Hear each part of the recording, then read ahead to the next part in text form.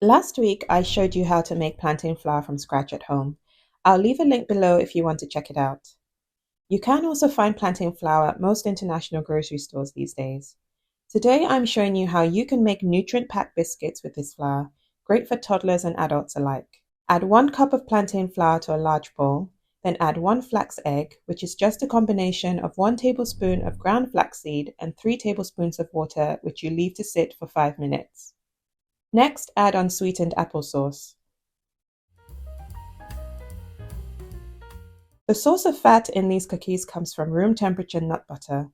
I would recommend unsalted peanut butter as the flavor complements the plantain perfectly. But you can also use almond butter or cashew butter.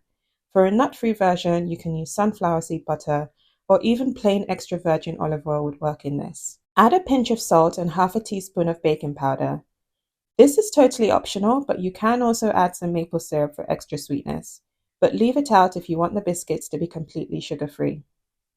Mix everything together, and if it looks or feels too crumbly, you can add a couple tablespoons of dairy-free milk.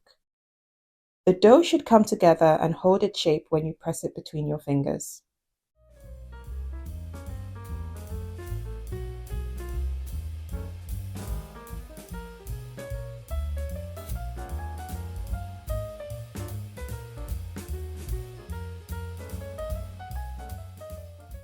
Now all you have to do is mold them into little balls and place on a lined baking tray. This dough makes about 12 to 14 medium biscuits.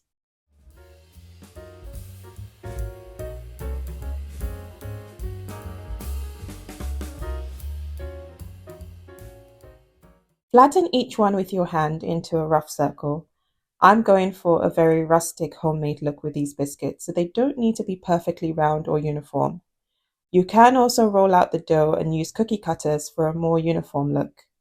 Kids in particular will appreciate different funky shapes. Bake the biscuits for 12 to 15 minutes at 180 degrees Celsius, then leave them to cool on a wire rack. The biscuits are tender with a little crunch around the edges. The flavor is beautiful and the peanut butter does not overwhelm the subtle plantain taste at all. It complements it.